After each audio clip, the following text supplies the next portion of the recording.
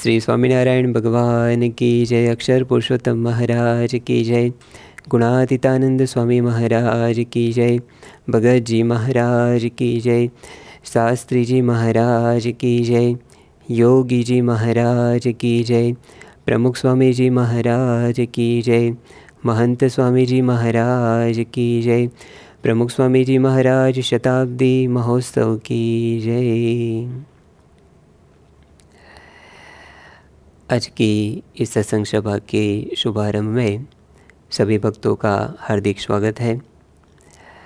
आज से हमारे लिए बड़े ही सौभाग्य की बात है कि इस पवित्र चातुर्मास में और अति पवित्र इसे श्रावण मास में आज से लेकर पूरे 1 महीने तक हमें सत्संग पारायण का, सत्संग कथामृत का लाभ प्राप्त होने वाला है।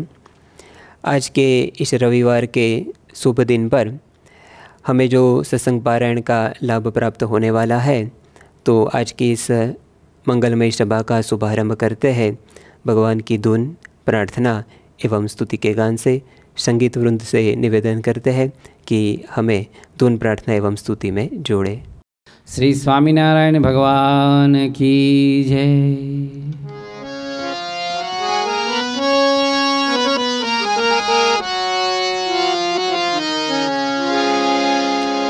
भजो स्वामी नारायण, स्वामी नारायण, स्वामी नारायण नामने रे। भजो स्वामी नारायण, स्वामी नारायण, स्वामी नारायण नामने रे। भजो स्वामी नारायण, स्वामी नारायण, स्वामी नारायण नामने रे। भजो स्वामी नारायण, स्वामी नारायण, स्वामी नारायण नामने रे। भजो स्वामी नारायण नामने रे। भजो स्वामी नारायण नामने रे। भजो स्वामी नारायण नामने रे। भजो स्वामी नारायण नामने रे। भजो स्वामी नारायण, स्वामी नारायण, स्वामी नारायण नामने रे।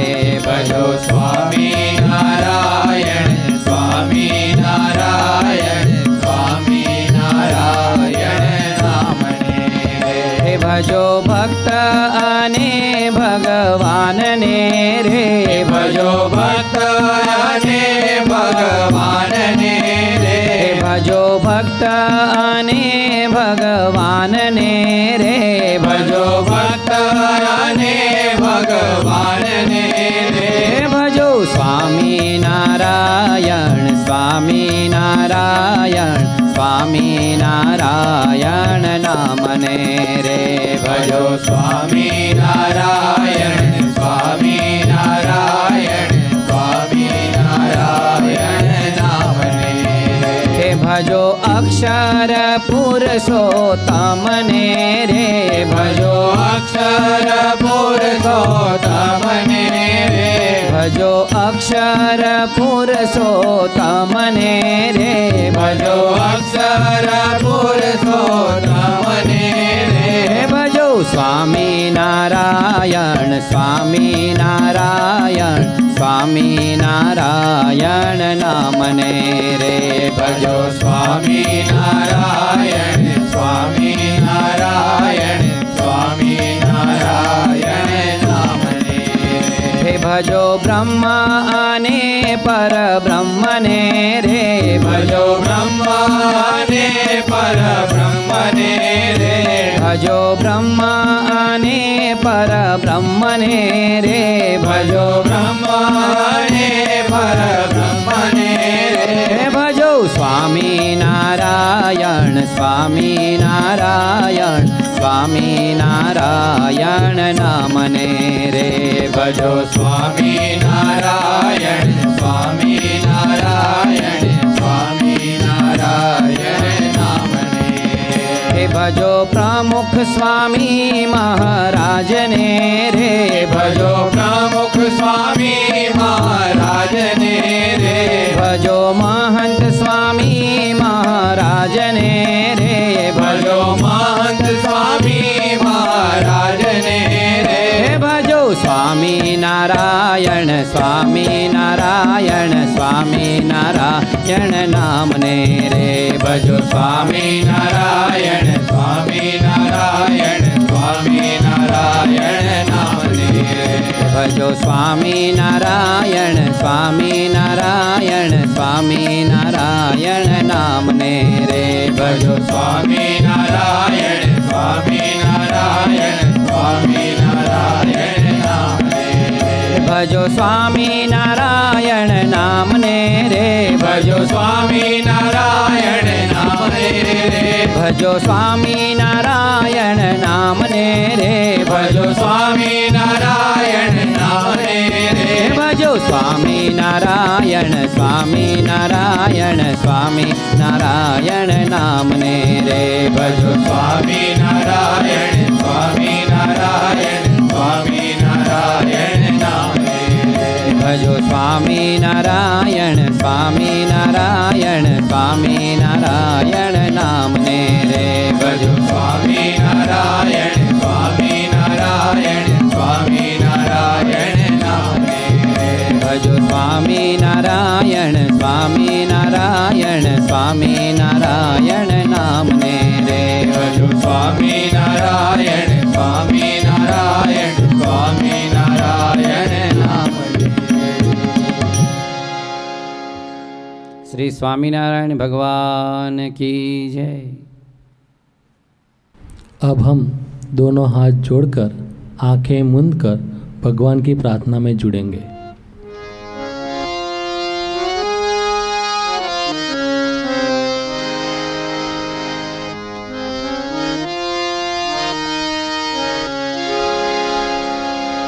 जय करुणाकर प्रगट हरिवर, जय करुणाकर प्रगट हरिवर, स्वामी नारायण भगवान वंदो, स्वामी नारायण भगवान वंदो, जय करुणाकर प्रगट हरिवर, जय करुणाकर प्रगट हरिवर, स्वामी नारायण भगवान वंदो, स्वामी नारायण भगवान वंदो, विष्णु विरांची शिव सनकादिक, विष्णु विरंची शिव सनकादिक, निज दिन दिन का धरते ध्यान, निस दिन दिन का करते ध्यान, ऐसे अक्षर धाम के धामे, ऐसे अक्षर धाम के धामी, स्वामी नारायण भगवान वंदो, स्वामी नारायण भगवान वंदो, जय करुणाकर प्रगट हरिवर, जय करुणाकर प्रगट हरिवर, स्वामी नारायण भगवान वंदो, स्वामी नारायण भगवान वंदो, श्रुति स्मृति विध विध रूप से, श्रुति स्मृति विध विध रूप से, निरूपण करते गाते गान, निरूपण करके गाते गान, ऐसे अक्षर धाम के धामे, ऐसे अक्षर धाम के धामी, स्वामी नारायण भगवान वंदो,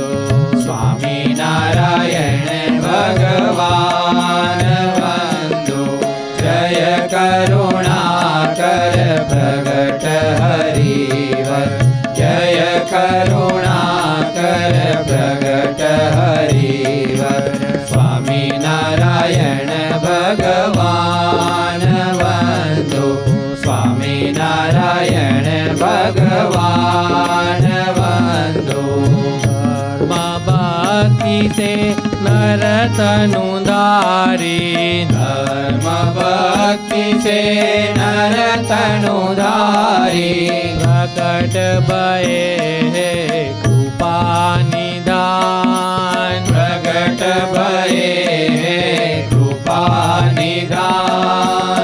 ऐसे अक्षर धाम के धामी, ऐसे अक्षर धाम के धामी, स्वामी नारायण भगवान बंधु, स्वामी नारायण भगवान बंधु। जय करुणाकर प्रगट हरिवर, जय करुणाकर प्रगट हरिवर। स्वामी नारायण भगवान बंधु, स्वामी नारायण भगवान बंधु। जय करुणाकर प्रगट हरिवर, जय करुणाकर प्रगट हरिवर, जय करुणाकर प्रगट हरिवर। श्री स्वामीनारायण भगवान की जय। अब हम समूह में स्तुति का गान करेंगे। श्रीमत्सद्गुणशालिनं चिरचिरे व्याप्तं च दिव्याकृतिं, जीवे साक्षरमुक्तकोटिसुखदं नैकावतारारिपम्। ज्ञेयं श्रीपुरुषोत्तमं मुनिवरे, वैराग्यकीर्त्यं विभो। तन्मूलाक्षरयुक्तमेव सहजा नन्दं च वन्दे सदा। ॐ सहना भवतु, सहनौ भुनक्तु, सह वीर्यं करवावहै, तेजस्विनावधीतमस्तु मा विद्विषावहै। ॐ शान्तिः शान्तिः शान्तिः। गुणातीतोऽक्षरं ब्रह्म भगवान् पुरुषोत्तम, जनो जानम निदं सत्यं मुच्यते भवबंधना। श्री स्वामीनारायण भगवान की जय। अब हम सब पारायण पूजन विधि का लाभ प्राप्त करेंगे। आज के जो यजमान हैं उन सभी मंडलों से भी निवेदन है कि वो अपने घर बैठे इस पारायण पूजन विधि में जुड़ेंगे। आज की इस पारायण पूजन विधि के मुख्य जो वक्ता है पूज्य धर्मवत्सल स्वामी जी, उनके द्वारा आज हमें पारायण का लाभ प्राप्त होने वाला है। तो पूज्य धर्मवत्सल स्वामी जी से निवेदन करते हैं वो अपना स्थान ग्रहण करें और हम सब साथ में इस पारायण पूजन विधि में जुड़ते हैं। अथ पारायण पूजन विधि। अब हम दोनों हाथ जोड़कर मंगलाचरण करते हैं। मंगलम वंदे श्री पुरुषोत्तमं च परमं धामाक्षरं ज्ञानदं वंदे प्रागजिभक्तमेव मनघं ब्रह्मस्वरूपं मुदा वंदे यज्ञपुरुषदासचरणं श्रीयोगिराजं तथा वंदे श्रीप्रमुखं महन्तगुणिनं मोक्षाय भक्त्या सदा। शांतिपाठः सदा सर्वत्र सर्व प्रकार से शांति हो, उसके लिए दोनों हाथ जोड़कर अक्षर पुरुषोत्तम महाराज से प्रार्थना करते हैं। दिव्यां शांतिं परां शांतिं शांतिं हि शाश्वतीं ध्रुवां तनोतु सहजानन्दः सर्वत्र सर्वथा सदा। हरिः ओम द्यौः शान्तिरन्तरिक्षगुं शान्तिः पृथिवी शान्तिरापः शान्तिरोषधयः शान्तिः वनस्पतयः शान्तिर्विश्वे देवाः शान्तिर्ब्रह्म शान्तिः सर्वगुं शान्तिः शान्तिरेव शान्तिः साम शान्तिरेधि। जतो यतः समीहसे ततो नो अभयं कुरु शन्नः कुरु प्रजाभ्यो भयन्नः पशुभ्यः। विश्वानि देव सवितर्दुरिता निपरासुव झद्भद्रन्तन्न आसुव। ॐ शान्तिः शान्तिः शान्तिः सुशान्तिर्भवतु सर्वारिष्टशान्तिर्भवतु। प्रधान संकल्पः।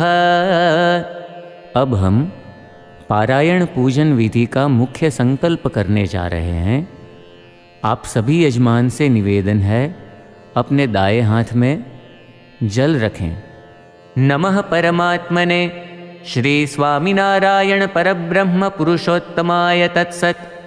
अद्य ब्रह्मणो द्वितीये परार्धे श्री श्वेतवाराह कल्पे सप्तमे वैवस्वतमन्वन्तरे अष्टाविंशतितमे कलियुगे कलिप्रथमचरणे मासोत्तमे मासे शुभपुण्यतिथौ सर्वेषु ग्रहेषु यथायथं राशिस्थानस्थितेषु सत्सु भक्तानां नामानि दीयन्ते।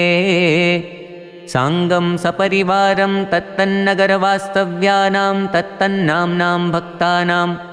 सभी यजमान हरिभक्तों से प्रार्थना, अपना अपना नाम बोलें। अत्र उपस्थितानाम् अनुपस्थितानां च सर्वेषां सत्संगिनां साधूनां पार्षदानां साधकानां समस्तगुणातीतमण्डलभक्तानाम्। अब मैं जिस प्रकार उच्चारण करूं, उसी प्रकार आप सब यजमान हरिभक्त भी उच्चारण करेंगे। धर्म अर्थ काम मोक्ष फल प्राप्ति अर्थम अक्षर पुरुषोत्तम सिद्धांत साक्षात्कार अर्थम अक्षर रूपता प्राप्ति पूर्वक पुरुषोत्तम सहजानंद भक्ति अर्थम दास भाव दिव्य दृष्टि सुहृद भाव आदि प्राप्ति अर्थम परब्रह्म श्री स्वामिनारायण गुरुहरि श्री प्रमुख स्वामी महाराज प्रकट गुरुहरि श्री महंत स्वामी महाराज प्रसन्नता प्राप्ति अर्थम सर्व अभिलाष सिद्धि अर्थम यथा ज्ञानेन यथा मिलितोपचार द्रव्यैः चातुर्मासे त्रिदिनावधिक पारायण निमित्ते अक्षर पुरुषोत्तम महाराज पूजन पूर्वकं ग्रंथ पूजनाख्यं कर्म अहं करिष्ये। जल नीचे छोड़ दीजिए। स्वस्ति वाचनम्।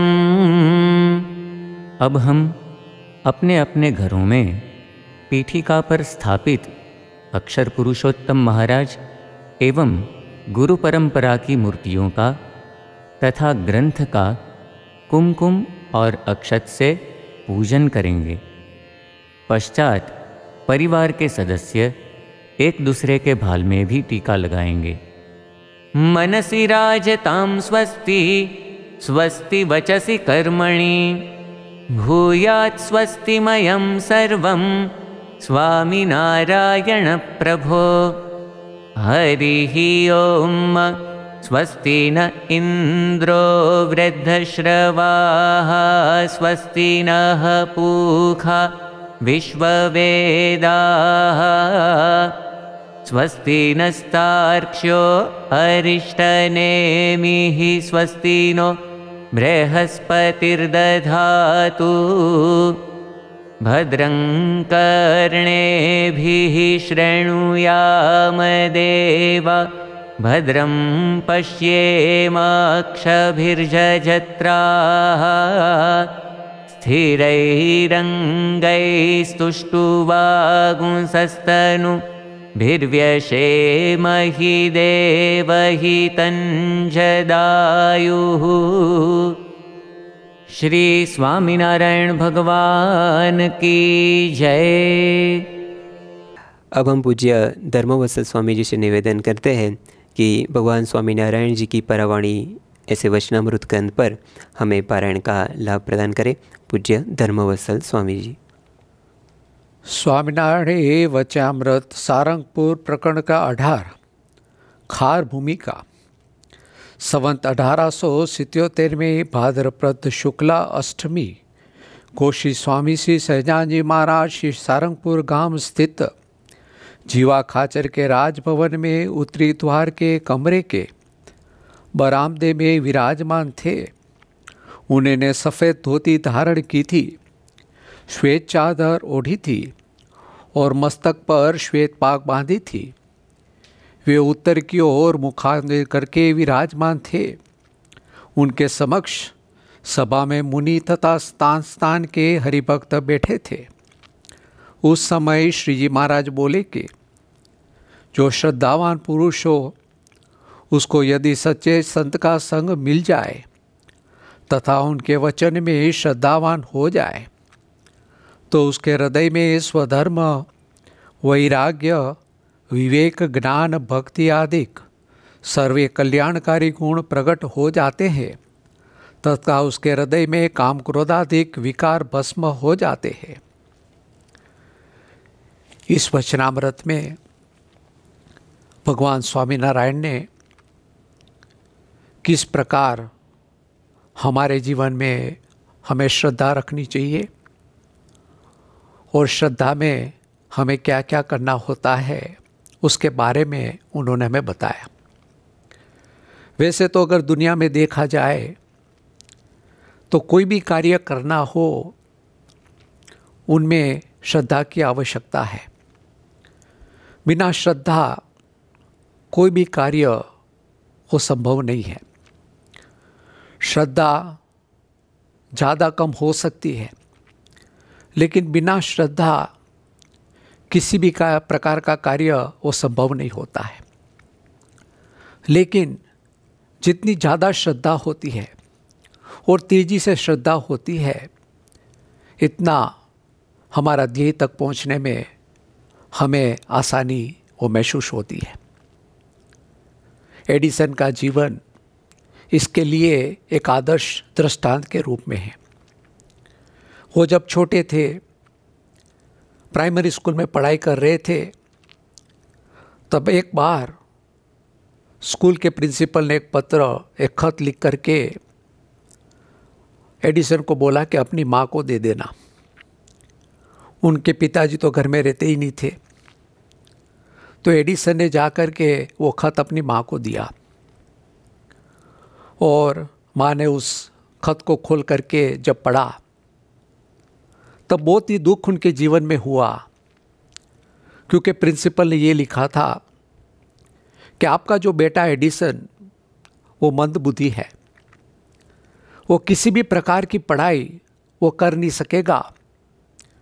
और स्कूल में हमें लगता है कि उनके लिए समय खराब करना हमारे लिए ठीक नहीं है, तो आपको जो ठीक लगे वो व्यवस्था कर देना, लेकिन स्कूल में उनको मत भेजना।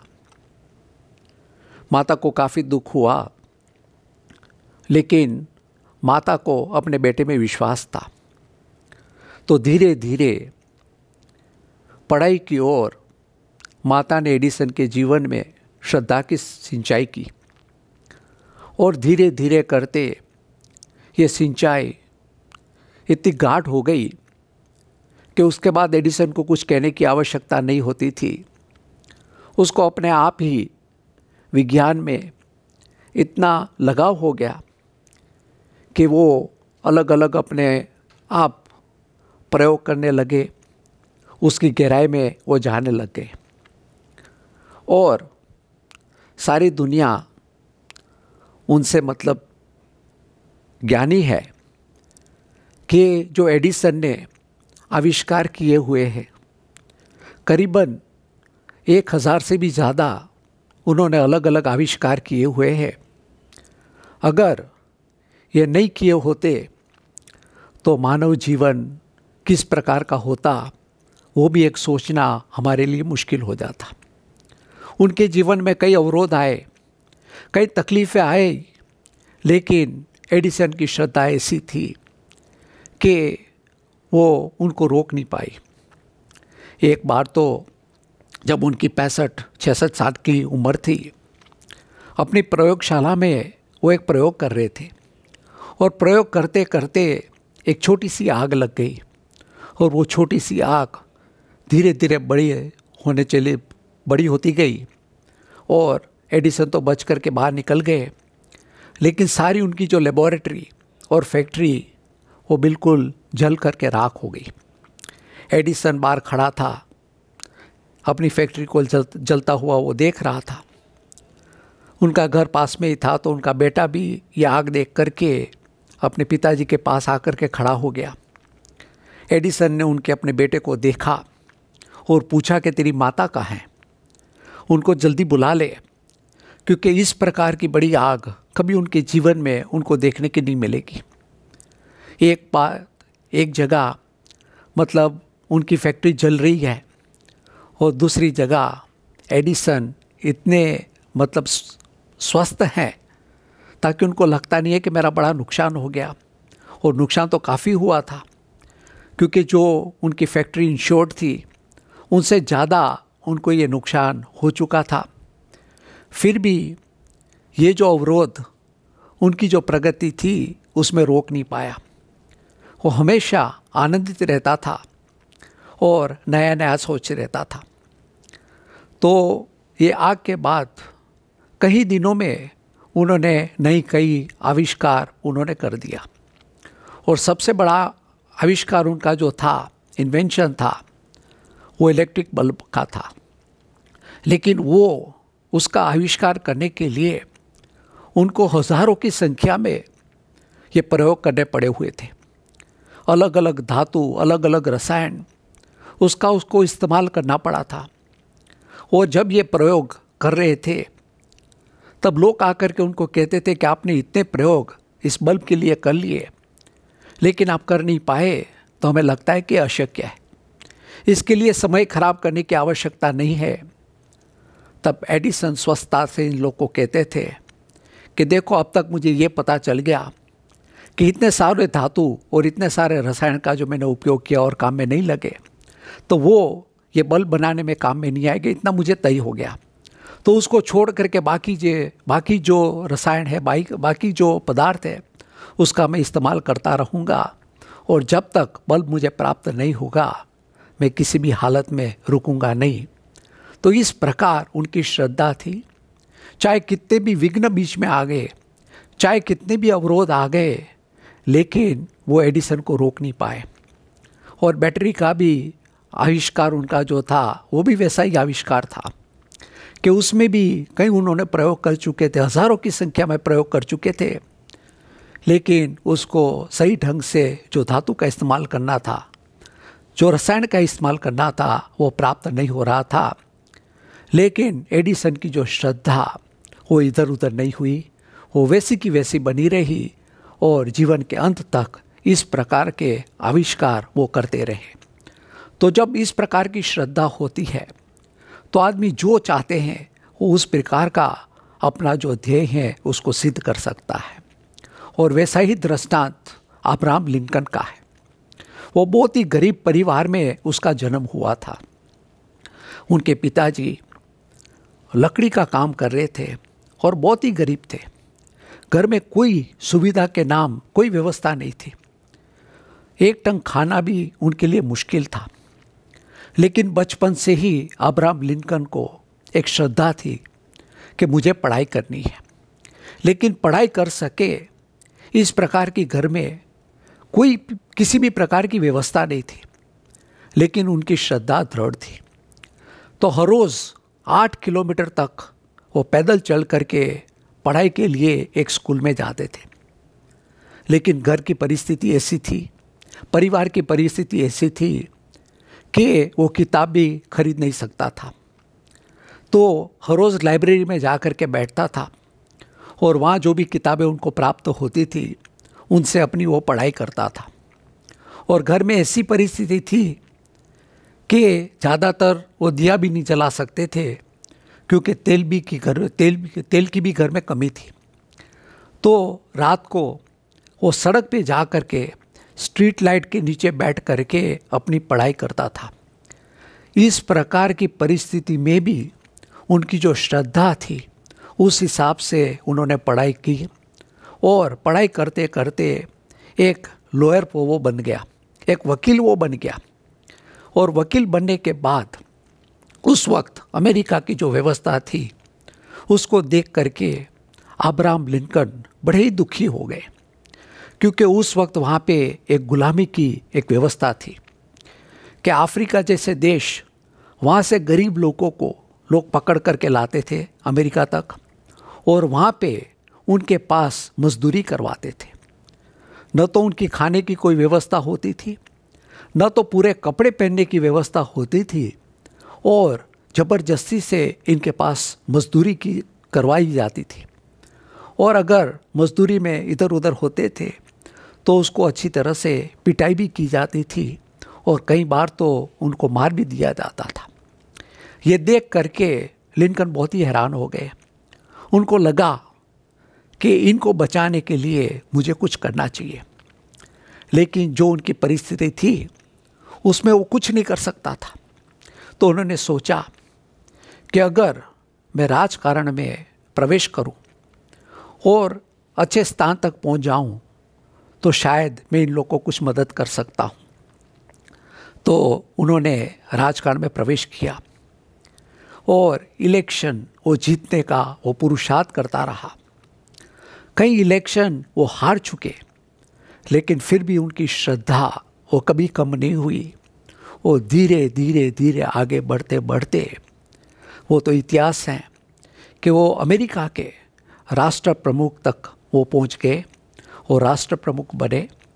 और अमेरिका के इतिहास में लोग ये कहते हैं कि जो आज तक जितने भी राष्ट्र प्रमुख हुए उसमें सबसे ज़्यादा लोकप्रिय अगर कोई भी राष्ट्र प्रमुख हो तो अब्राहम लिंकन था। और आज भी अमेरिका के वॉशिंगटन शहर में कैपिटल हिल पे अब्राहम लिंकन का बहुत ही बड़ा एक स्टैच्यू वहाँ पे इन लोग ने रखा हुआ है। तो अब्राहम लिंकन वहाँ तक पहुँचने के बाद उसके बाद उन्होंने प्रयत्न किया और ये जो गुलामी की प्रथा अमेरिका में उस वक्त प्रचलित थी उसको नाबूद करने की कोशिश की। और हम गर्व से कह सकते हैं कि उनके प्रयत्न से वो जो गुलामी की प्रथा थी वो भी नाबूद हो गई।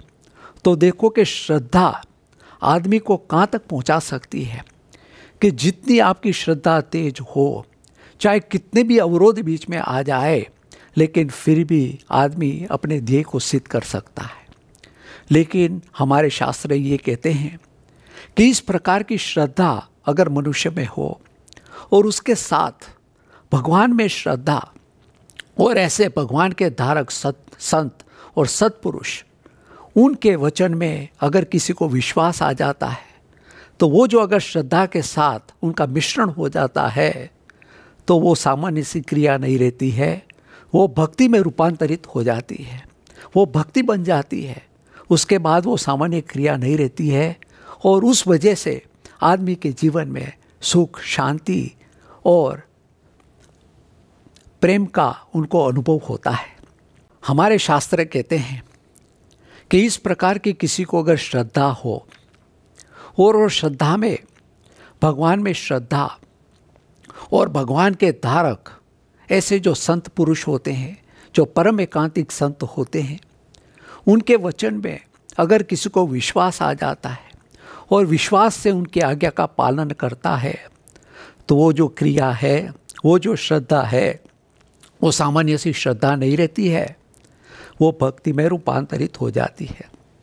और वो भक्ति की वजह से उनके जीवन में सुख, शांति और संतोष का उनको अनुभव होता है। और हमारे संप्रदाय में भगत जी महाराज का जो जीवन था, वो जीवन एक आदर्श इस प्रकार का जीवन था कि श्रद्धा से जब एक मुमुक्षु अपने गुरु के वचन में विश्वास रख करके उनकी आज्ञा का पालन करता है तो कहाँ तक वो मुमुक्षु पहुँच सकता है। उनके लिए भगत जी महाराज का जो दृष्टांत है वो बिल्कुल आदर्श है।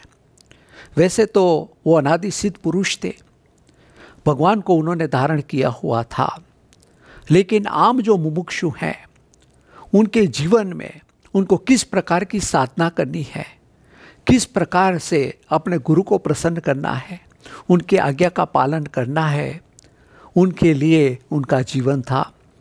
तो पहले तो भगत जी महाराज गोपाणानंद स्वामी के शिष्य के रूप में वो रहे और कई सालों तक गोपाणानंद स्वामी के साथ वो रह करके उनकी प्रसन्नता उन्होंने प्राप्त की। लेकिन जब गोपाणानंद स्वामी की अंत अवस्था आई तब गोपाणानंद स्वामी ने सामने से भगत जी महाराज को कहा कि देख, आपको अगर मोक्ष की ज़रूरत है तो आपको गुणात्यान स्वामी जो भगवान को रहने के लिए वो अक्षरधाम है उनके पास आपको जाना होगा और मन कर्म वचन से विश्वास से जब उनकी सेवा करोगे तो भगवान की प्रसन्नता और भगवान का धाम वो भी आपको प्राप्त हो सकता है। तो उसी दिन से भगत जी महाराज ने तय कर लिया कि मुझे गुणात्यान स्वामी के पास जाना है और गुणात्यान स्वामी की प्रसन्नता मुझे प्राप्त करनी है। तो जैसे ही गोपाल स्वामी का देहांत हुआ, भगत जी महाराज ढूंढते ढूंढते पहुंच के गुणात्यान स्वामी के पास और सारंगपुर में गुणात्यान स्वामी को मिलते हैं। और जब गुणात्यान स्वामी को मिले तो गुणात्यान स्वामी ने सहज भाव से भगत जी महाराज को कहते हुए नहीं, सहज भाव से बताया कि मेरे अंदर में बहुत ही ज्ञान का समूह है, बहुत ही ज्ञान इकट्ठा हुआ है, लेकिन मुझे ऐसा कोई पात्र नहीं मिलता कि जिसको ये ज्ञान में दे सकूं। तो भगत जी महाराज तो मुमुक्षु थे, तैयार थे, आदर्श एक साधक थे। तो हाथ जोड़ करके गुणात्यान स्वामी को कहते हैं कि स्वामी दया करो, ये ज्ञान आप मुझे दो। तब गुणात्यान स्वामी कहते हैं कि ये ज्ञान तो उसको प्राप्त होता है कि जो अपना जो शरीर भाव उनसे उठ जाए, श्रद्धा से वो जो लग जाए और भगवान और संत की प्रसन्नता प्राप्त कर ले, उसी को ये ज्ञान प्राप्त हो सकता है। तो भगत जी महाराज ने उसी दिन से तय कर दिया कि श्रद्धा से मुझे लगना है और गुणात्यान स्वामी के वचन में विश्वास रख करके उनकी सेवा करके उनकी प्रसन्नता मुझे प्राप्त करनी है और भगवान को प्राप्त करना है। तो बस वो लग गए और ऐसा कहा जाता है कि गुणात्यान स्वामी को प्रसन्न करने के लिए वो इतनी श्रद्धा से लगे कि 2-2 दिन तक वो निर्जल उपवास करते थे और तीसरे दिन एक बार खाना खाते थे। ऐसा करीबन 3 साल तक लगातार उन्होंने श्रद्धा से गुणात्यान स्वामी की सेवा की। और जब सेवा करते थे तो वो इतनी श्रद्धा से ये सेवा करते थे, प्रेम से सेवा करते थे। तो कई ईर्ष्याळु लोग उसमें अवरोध डालने के लिए भी पुरुषार्थ करते रहते थे। तो जो भगत जी महाराज के हेतभाव वाले थे उनको कहते थे कि भगत जी आप ध्यान रखा करो कि कई लोग ऐसे विघ्न संतोषी हैं जो आपको तकलीफ हो इस प्रकार का प्रयत्न करते हैं। तब भगत जी महाराज प्रेम से कहते थे कि देखो, दुनिया में मेरा कोई न तो सुधार सकते हैं न तो खराब कर सकते हैं। जो कुछ भी हो रहा है वो मेरे गुरु गुणात्यान स्वामी की इच्छा की वजह से हो रहा है, और गुणात्यान स्वामी इन सब के अंदर रह करके मेरी परीक्षा कर रहे हैं कि मेरी श्रद्धा किस प्रकार की है। तो आपको चिंता करने की आवश्यकता नहीं है, मेरे लिए तो गुणात्यान स्वामी बैठे हैं। जो भी गुणात्यान स्वामी की इच्छा हो वैसे ही मेरे जीवन में होने वाला है, उसके अलावा मेरे जीवन के कर्ता और हर्ता कोई नहीं हो सकता है। इस प्रकार की श्रद्धा और इस प्रकार का विश्वास भगत जी महाराज को गुणात्यान स्वामी में था। एक बार गुणात्यान स्वामी सभा भर के बैठे हुए थे और उसमें वैसे ही गुणात्यान स्वामी ने बात की कि भगत जी, गिरनार पर्वत जो जूनागढ़ में है कई युगों से वो तपस्या कर रहा है, तो एक काम करो, आप गिरनार को जाकर के कहो कि स्वामी आपको बुला रहे हैं और यहाँ आ जाए तो उनका भी मोक्ष हो जाए। तो तुरंत भगत जी महाराज वहाँ से खड़े हुए और गिरनार की ओर उन्होंने चलने की शुरुआत की। तो कई हरिभक्तों ने ये बात सुनी हुई थी, उसने भगत जी महाराज को रोका कि भगत जी महाराज आप रुको, कि गुणात्यान स्वामी तो योगी पुरुष है, किस स्थिति में किस प्रकार की बात करते हैं वो हमें समझ में नहीं आ सकती है। ये गिरनार तो एक पर्वत है, वो पर्वत यहाँ पे कैसे आएगा? तो आपको भी आज्ञा का जो पालन करना है उसके लिए सोचना चाहिए। तब भगत जी महाराज उसको कहते कि देखो, वो सोचने की आवश्यकता मेरे लिए नहीं है, मैं तो गिरनार पर्वत के पास जाऊंगा, मेरा सर वहाँ पे टिका करके मैं उनको विनती करूँगा कि गुणात्यान स्वामी आपको बुला रहे। अगर वो आएगा तो वो सन्मुख हो जाएगा, अगर नहीं आएगा तो वो विमुख रहेगा।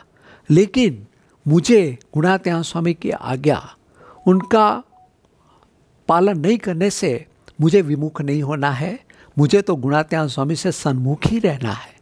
तो इस प्रकार का विश्वास भगत जी महाराज को गुणात्यान स्वामी के वचन में था। कैसा भी वचन हो, कैसी भी आज्ञा गुणात्यान स्वामी की हो, लेकिन भगत जी महाराज को कभी उसमें शंका नहीं हुई और इस वजह से अपने जीवन में अखंड वो आनंद और शांति की अनुभूति कर रहे थे। एक बार ऐसा हुआ कि मंदिर का एक बहुत बड़ा खेत था, तो गुणात्यान स्वामी वहाँ पे बार बार जाते थे और वहाँ पे सब लोग के साथ बैठ करके सत्संग कथा वार्ता भी करते थे।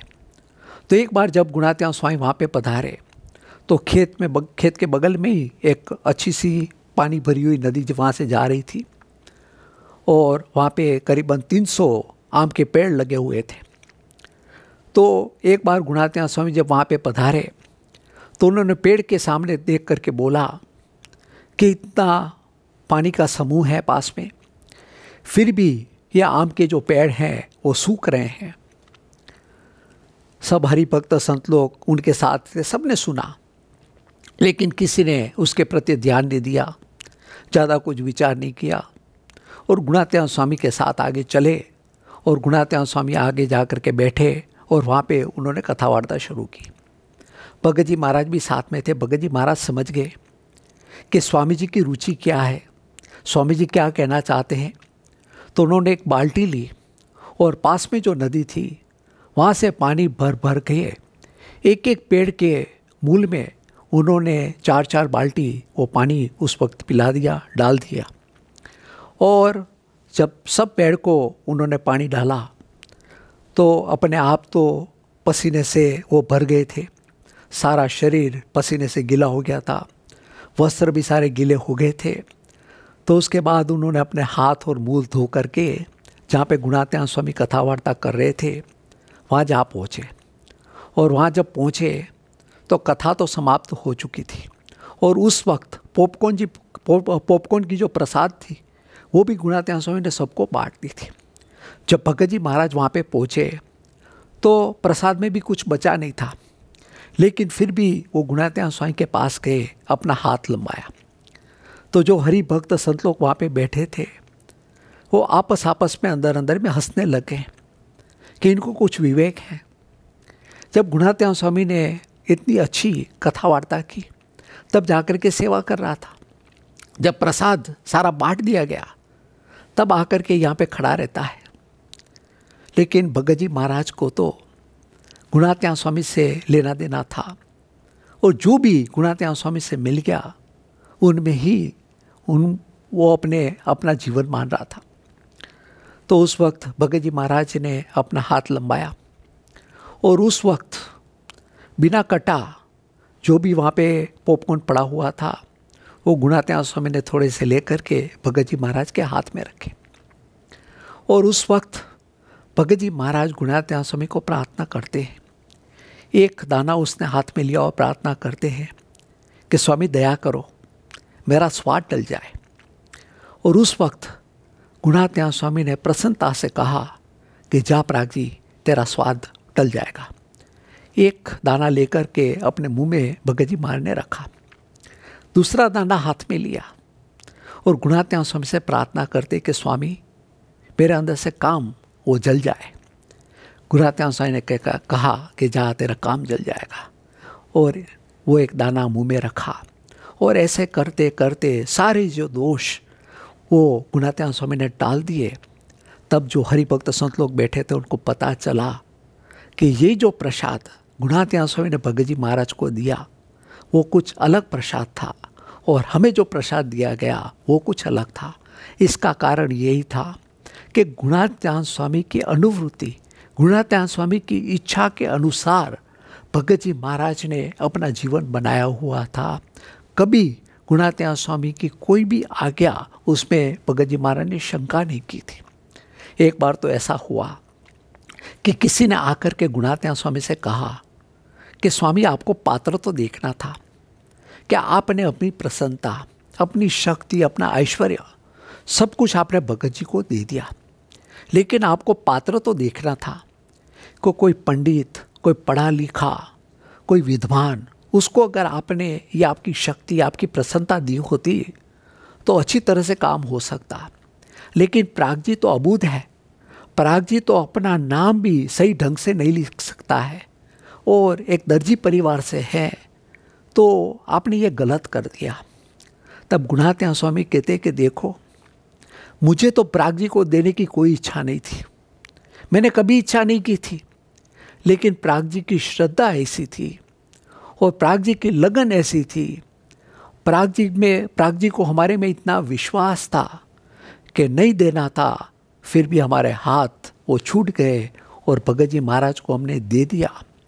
तो देखो, इस प्रकार की प्रसन्नता होती है जब आदमी के जीवन में श्रद्धा होती है, और ऐसे भगवान के धारक सत्पुरुष, उनके वचन में जब उनको विश्वास आ जाता है और विश्वास से वो जब आज्ञा का पालन करते हैं, तो इस प्रकार की प्रसन्नता उनके जीवन में उसको प्राप्त होती है।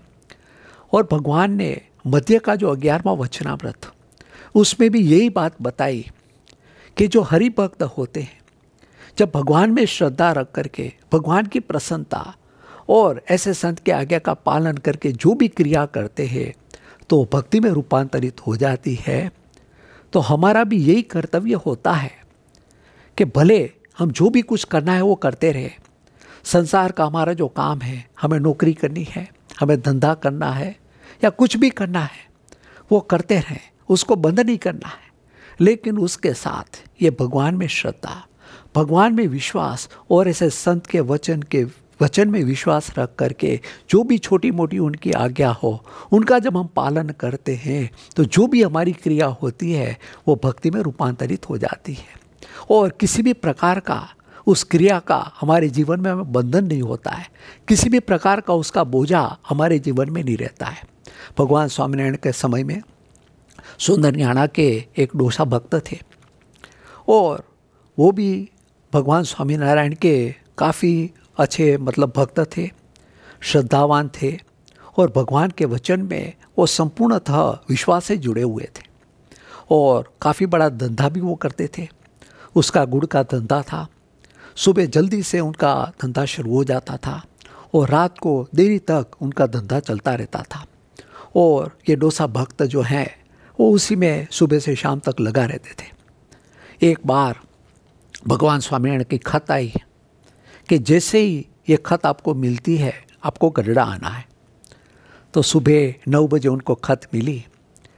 तो ये भक्त इतना अपने व्यवहार में व्यस्त थे कि 9 बजे तक उनको नहाने का भी समय नहीं मिला था, पूजा भी बाकी थी।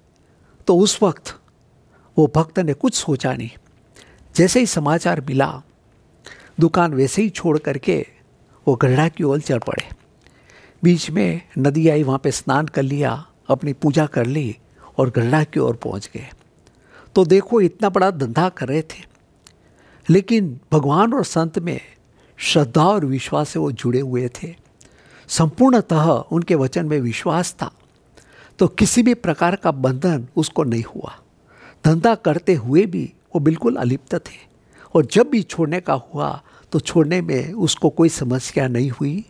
तो हम भी जीवन में जो भी करते हैं उसमें जब भगवान और संत के वचन में विश्वास आ जाता है तो जो भी क्रिया हम करते, जो भी कार्य हम करते, उसका कभी बोझ हमारे जीवन में नहीं लगेगा, उसका बंधन भी हमारे जीवन में नहीं होगा और हम चैन से और शांति से हमारा जीवन को गुजार सकेंगे।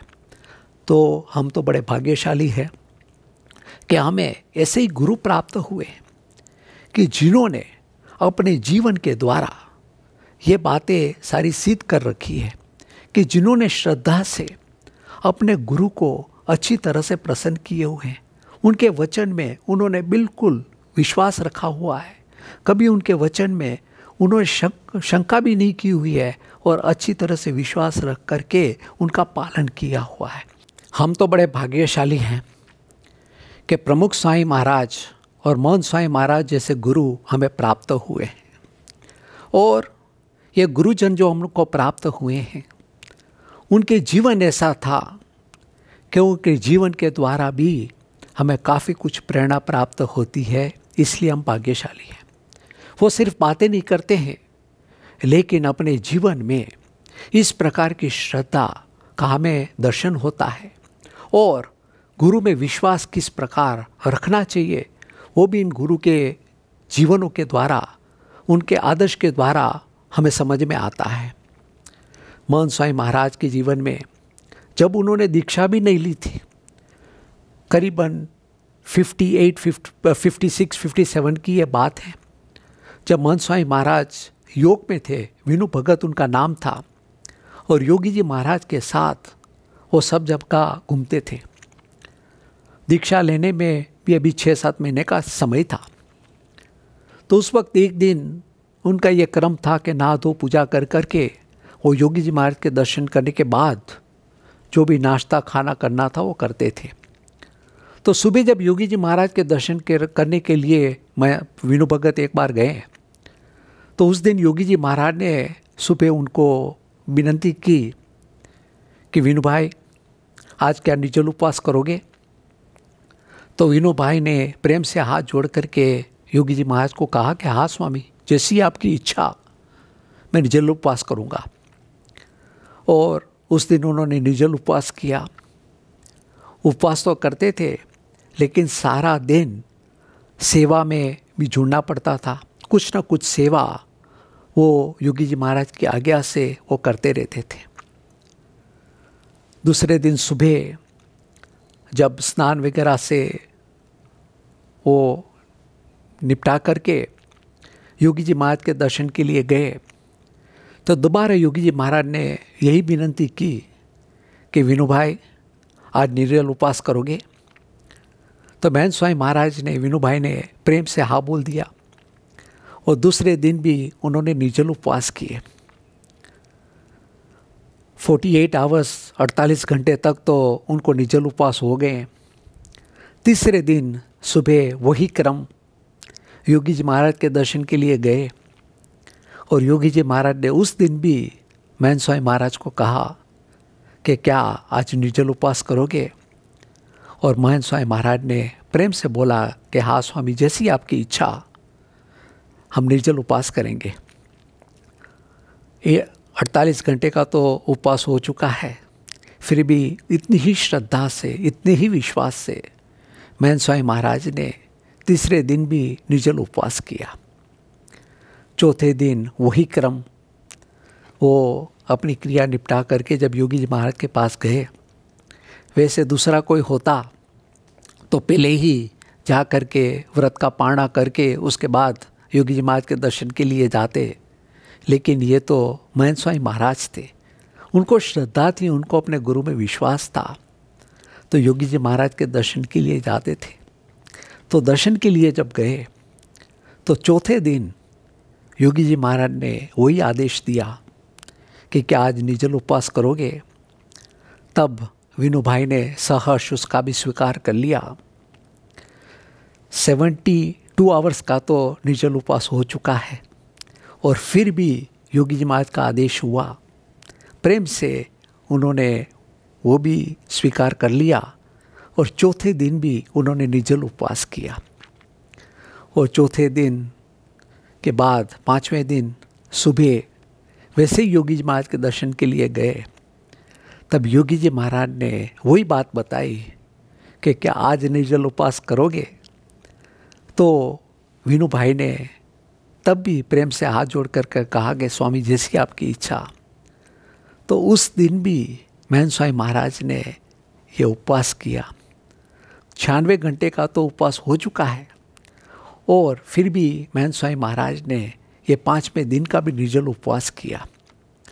और छठे दिन जब योगी जी महाराज के दर्शन के लिए गए, 120 घंटे के निर्जल उपवास तो हो चुके हैं, तब योगी जी महाराज इतने प्रसन्न थे, खुद ने ही नींबू पानी का शरबत तैयार अपने हाथों से बना करके तैयार रखा था। और जैसे ही विनु भाई वहाँ पे पहुँचे तो अपने हाथों से उनको ये व्रत का मतलब ये पारणा करवाया और अपने हाथों से उनको ये शरबत पिलाया और इतनी प्रसन्नता व्यक्त की। तो महंत स्वामी महाराज कहते हैं कि उसका वर्णन भी नहीं किया जा सकता है। तो देखो, इस प्रकार की श्रद्धा और इस प्रकार का विश्वास जो महंत स्वामी महाराज को योगी जी महाराज में था। और कई सालों के बाद किसी ने महंत स्वामी महाराज से पूछा कि आपको नहीं लगा कि ये 5-5 निर्जल उपवास योगी जी महाराज ने आपको करवाया तो ये जबरदस्ती आपके ऊपर हो रही थी? तब महंत स्वामी महाराज कहते हैं कि जबरदस्ती की बात ही नहीं है, कि अगर योगी जी महाराज को हमारे प्रति प्रेम नहीं होता, हमारे प्रति लगाव नहीं होता, तो किसी भी तरह इस प्रकार की आज्ञा, इस प्रकार का आदेश वो करते नहीं। उनको हमारे प्रति प्रेम था, हमारे प्रति लगाव था, इस वजह से उन्होंने ये आज्ञा की हुई थी। तो ऐसे गुरु हमें प्राप्त हुए हैं कि जीवन में इस प्रकार की उनको श्रद्धा थी और श्रद्धा से अपने गुरु को किस प्रकार उन्होंने प्रसन्न किया हुआ है। कोई भी उनकी आज्ञा थी, उनका कभी उन्होंने उल्लंघन नहीं किया। विश्वास से सभी योगी जी महाराज की और प्रमुख स्वामी महाराज की जो भी आज्ञाएं थी उनका उन्होंने पालन किया है। तो हम भाग्यशाली इसलिए कि इस प्रकार के गुरु हमें प्राप्त हुए हैं। तो आज के दिन हमें भी यही प्रार्थना करनी है कि गुरु जी, आपने जैसे अपने गुरुजन को प्रसन्न किए हुए हैं, श्रद्धा से आप उनके साथ जुड़ गए थे, तो आज के दिन आप हमें भी ऐसे आशीर्वाद दो कि हम भी इस प्रकार की श्रद्धा और विश्वास से आप में जुड़ सके। इस प्रकार की बुद्धि, शक्ति, बल हमें सबको प्राप्त हो। वही आपके चरणों में प्रार्थना। श्री स्वामीनारायण भगवान की जय। पूज्य धर्मवसल स्वामी जी के हम बहुत बहुत आभारी हैं। आध्यात्मिक मार्ग पर चलते मुमुक्षु को गुरु के वचन पर श्रद्धा रखकर इस पथ पर आगे बढ़ना है। बहुत ही सुंदर वचनामृत ग्रंथ के आधार पर उन्होंने हमारा मार्गदर्शन किया, हम उनके पुनः पुनः आभारी हैं। अब हम सभा के अंत में हमारी संस्था के सद्गुरुवर्य संत, वरिष्ठ संत, ऐसे पूज्य भक्ति प्रिय स्वामी जी जिनको हम कुठारी बाबा के नाम से जानते हैं, ऐसे पूज्य कुठारी बाबा से निवेदन करते हैं कि हमें आशीर्वचनों से लाभान्वित करें। पूज्य कुठारी बाबा। श्री स्वामीनारायण भगवान की जय। श्री अक्षर पुरुषोत्तम महाराज की जय। श्री गुणातीतानंद स्वामी महाराज की जय। श्री भगत जी महाराज की जय। श्री शास्त्री जी महाराज की जय। श्री योगी जी महाराज की जय। श्री प्रमुख स्वामी महाराज की जय। श्री महंत स्वामी महाराज की जय। प्रमुख स्वामी महाराज शताब्दी महोत्सव की जय।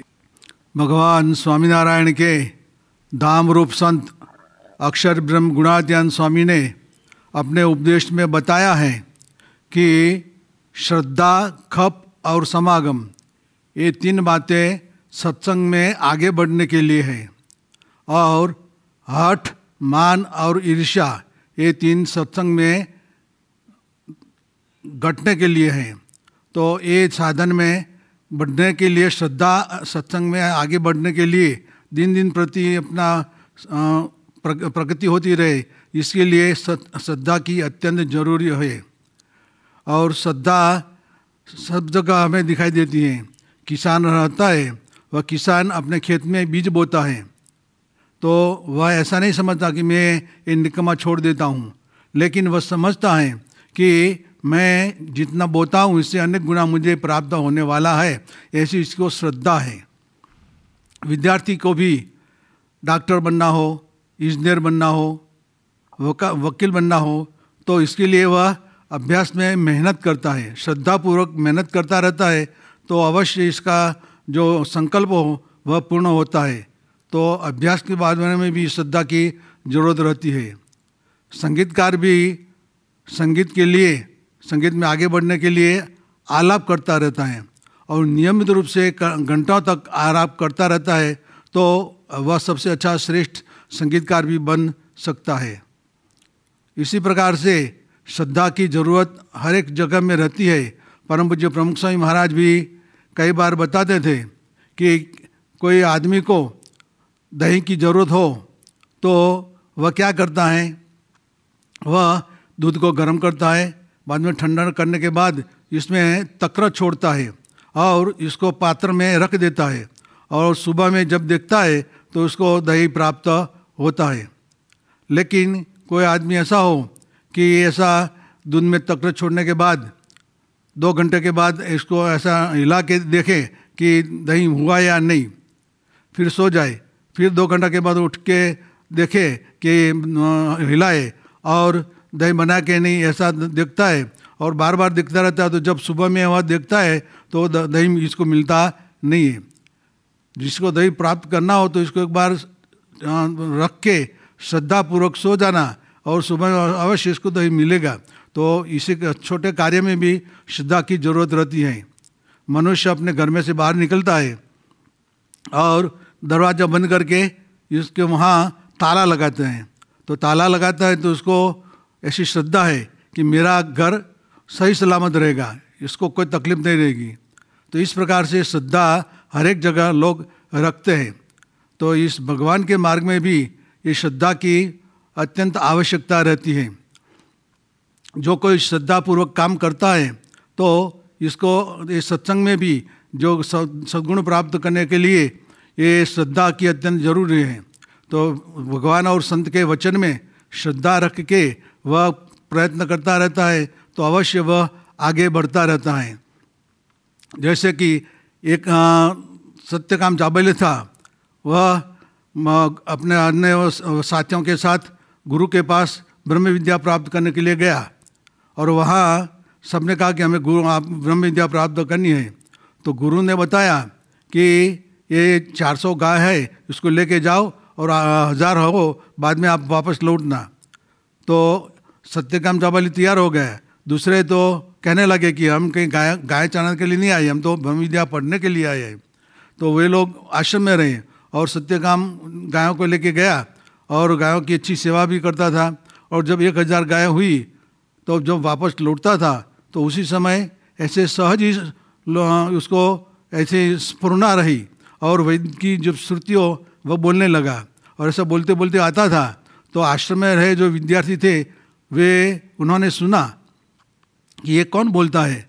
तो मालूम हुआ कि ये तो सत्य काम बोलता है। तो जब वह आश्रम में आया तब इसको पूछा कि गुरुजी ने तुमको कभी ये सब पढ़ाया? तो उसने कहा कि गुरुजी को मुझे पढ़ाने का आया नहीं है, लेकिन मैं तो उनकी आज्ञा के अनुसार 1000 गाय हुई और पूरी हुई तो मुझे सहज ही स्फुरना हुई। तो जो श्रद्धापूर्वक गुरु के वचन में ऐसा निपट दृढ़ता रखी तो इसको ब्रह्म विद्या प्राप्त हुई।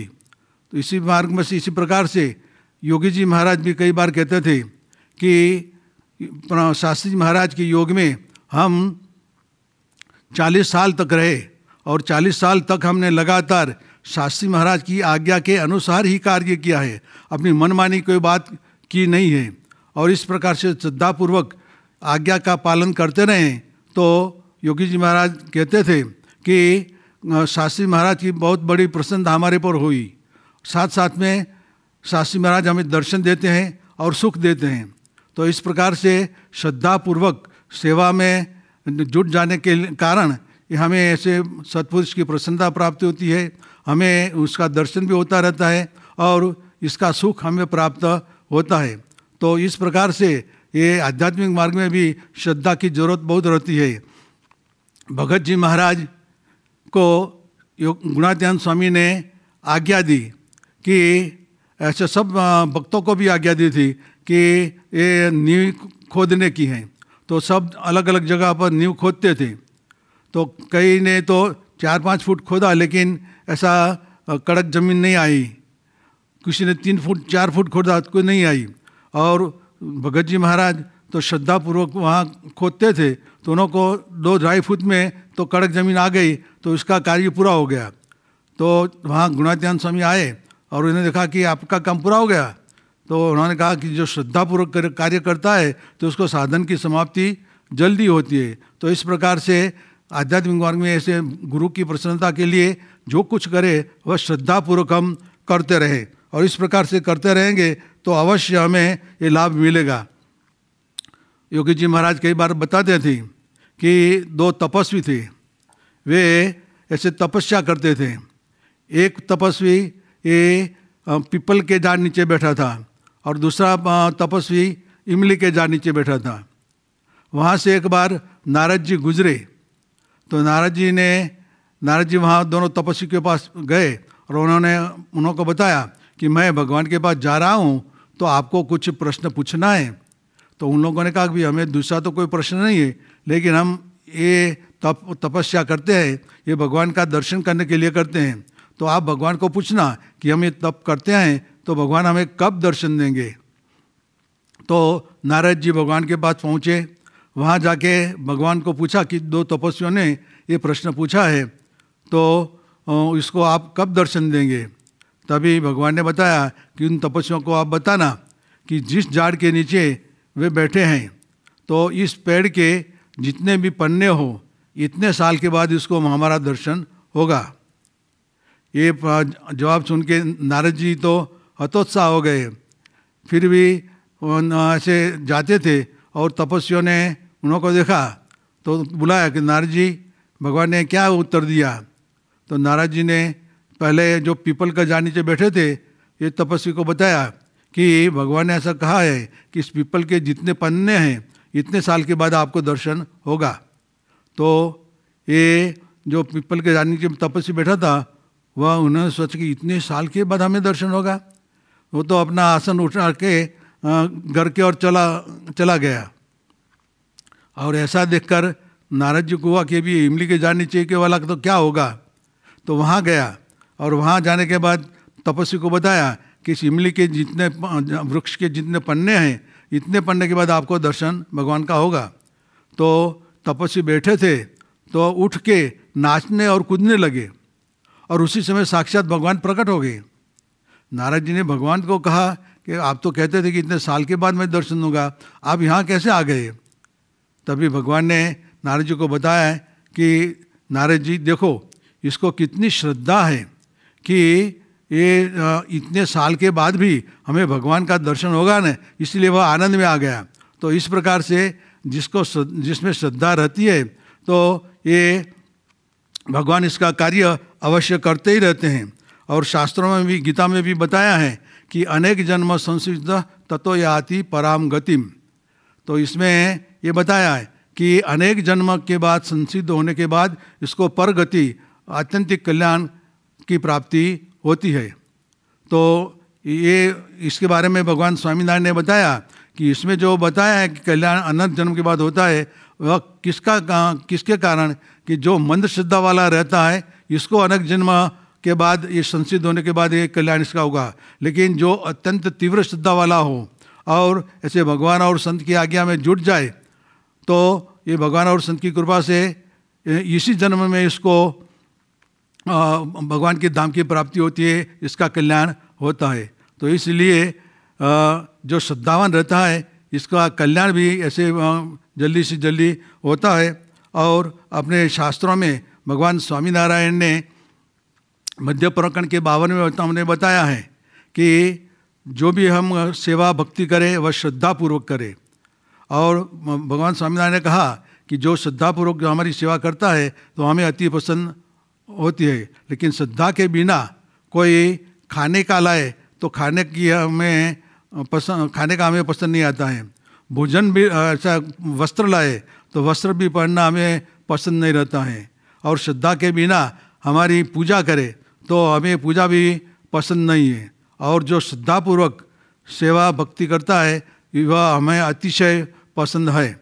इसीलिए भगवान स्वामीनारायण ने वहाँ हमें बताया कि हमें सेवा भक्ति जो भी हम करें वह श्रद्धा सहित और ईर्ष्या रहित करें। भगवान स्वामीनारायण ने ये भी बताया कि स्वयं भक्ति करता हो और दूसरा कोई ऐसा मुमुक्षु भक्ति करने के लिए आए तो उसी समय इसके पर यदि इसको ईर्ष्या आए तो भी महाराज कहते हैं कि हमें ये पसंद नहीं है। तो श्रद्धा सहित और ईर्ष्या रहित ये सेवा भक्ति करके हम भगवान की प्रसन्नता प्राप्त कर सकते हैं। तो श्रद्धा जरूरी है। इसी प्रकार से भगवान स्वामीनारायण ने गरुड़ा अंत्य प्रकरण के 24वें में भी बताया है। वहाँ मुक्तानंद स्वामी ने भगवान स्वामीनारायण को प्रश्न पूछा कि भगवान के धाम में भगवान की सेवा रहने के लिए क्या साधन करने की जरूरी है। तो उसी समय भगवान स्वामीनारायण ने वहाँ यही बताया कि 16 साधन बताए। इसमें सबसे प्रथम साधन श्रद्धा बताया। तो ये 16 साधन में भी सबसे श्रेष्ठ शुरुआत का प्रथम साधन ये श्रद्धा है। तो श्रद्धा जो यदि रखे और ऐसे भगवान की भक्ति उपासना करते रहें तो अवश्य हमें भगवान के धाम में भगवान की सेवा हमें प्राप्त होती है।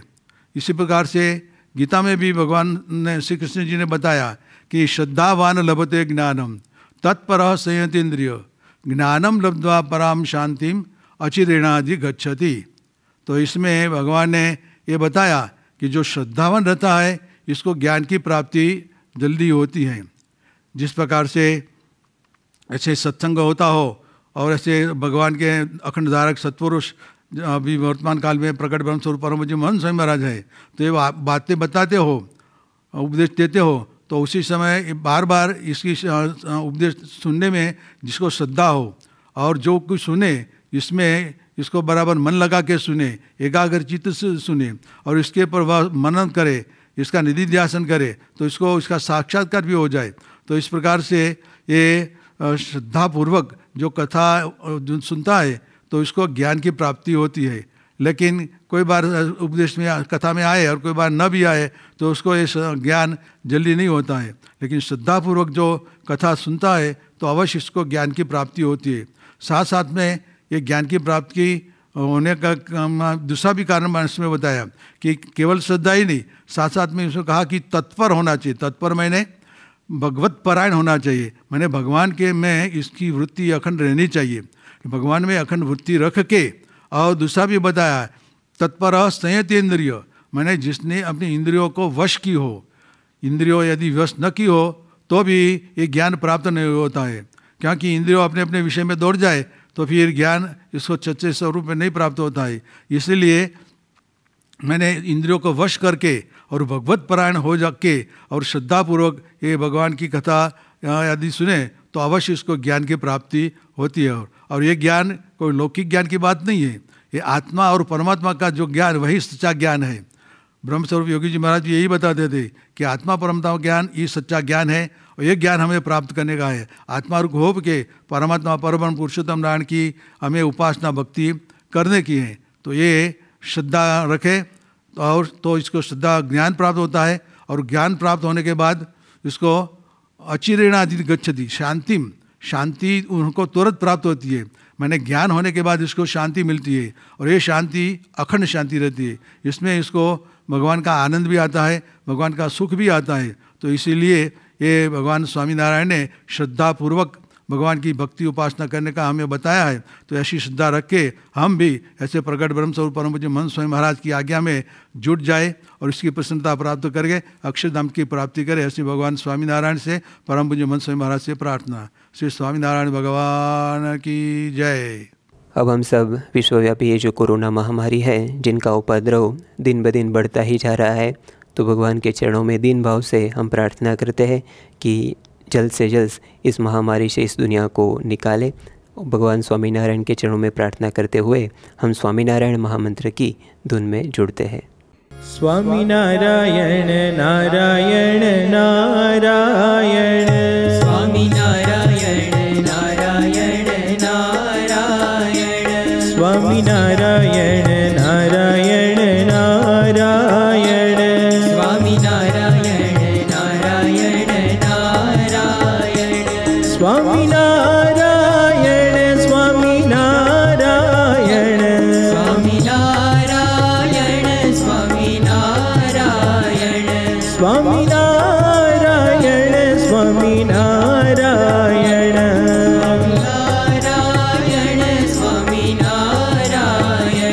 स्वामीनारायण नारायण नारायण, स्वामीनारायण नारायण नारायण, स्वामीनारायण नारायण नारायण, स्वामीनारायण नारायण नारायण, स्वामीनारायण नारायण नारायण, स्वामीनारायण नारायण नारायण, स्वामीनारायण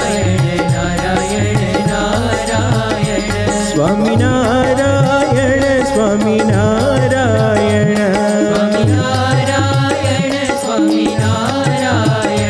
स्वामीनारायण स्वामीनारायण,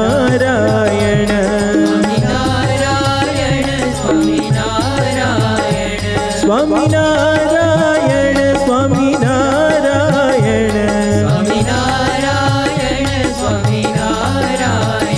स्वामीनारायण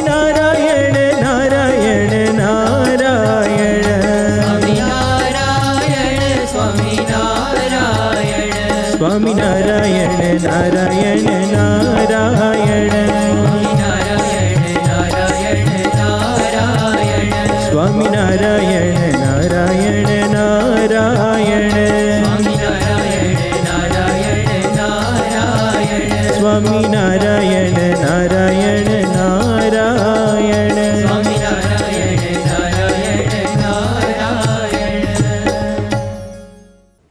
अब हम सब आरती में जुड़ते हैं। सभी भक्तों से भी निवेदन है कि आरती का दीप प्रज्वलित करें और साथ साथ में एक सूचना पर भी ध्यान दें कि जैसे आज हमें जो कथामृत का लाभ प्राप्त हुआ है, ऐसे ही हमें 1 महीने तक इस प्रकार अलग अलग वक्ताओं के द्वारा अलग अलग विषयों पर, अलग अलग ग्रंथों पर हमें कथामृत का पारायण का लाभ प्राप्त होने वाला है।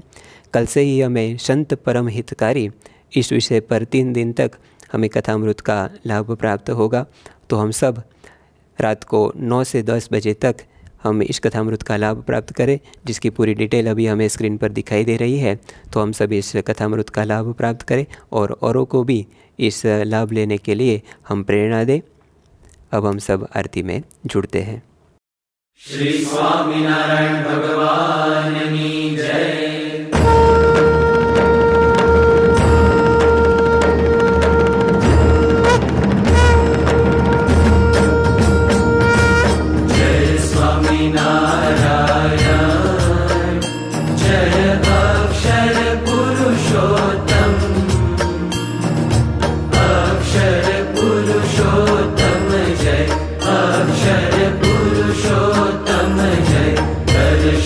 सर्व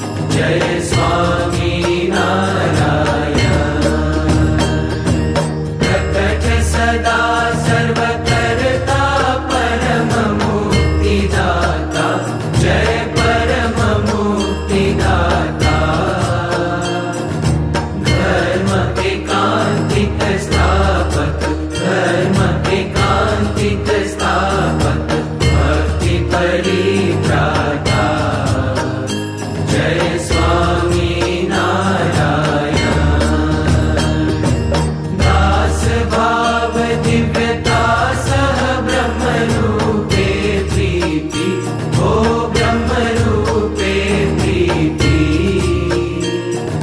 सुहृद भाव अलौकिक सुहृद भाव अलौकिक स्थापित शुभ रीति जय स्वामी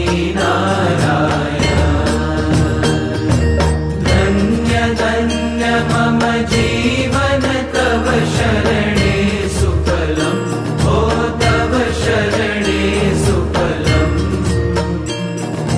यज्ञ पुरुष प्रवर्तित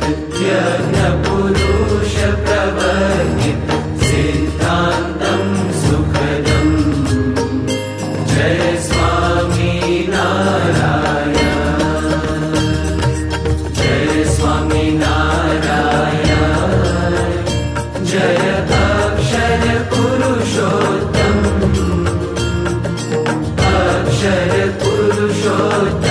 जय अक्षर पुरुषोत्तम जय दर्शन सर्वोत्तम जय स्वामी नारायण जय अक्षर पुरुषोत्तम जय स्वामी नारायण। श्री स्वामीनारायण भगवान की जय। अक्षर पुरुषोत्तम महाराज की जय। गुणातीतानंद स्वामी महाराज की जय। भगत जी महाराज की जय। शास्त्री जी महाराज की जय। योगी जी महाराज की जय। प्रमुख स्वामी महाराज की जय। महंत स्वामी महाराज की जय। प्रमुख स्वामी महाराज शताब्दी महोत्सव की जय। आज की सभा की यहाँ पर पूर्ण होती है। हम सब साथ में ध्येय मंत्र और विदाई श्लोक का गान करते हैं। गुणातीतं गुरुं प्राप्य ब्रह्मरूपं निजात्मनः विभाव्य दासभावेन स्वामिनारायणं भजे। श्रीहरिं साक्षरं सर्वदेवेश्वरं भक्तिधर्मात्मजं दिव्यरूपं परं शान्तिदं मुक्तिदं कामदं कारणं स्वामिनारायणं नीलकण्ठं भजे श्रीहरिम्।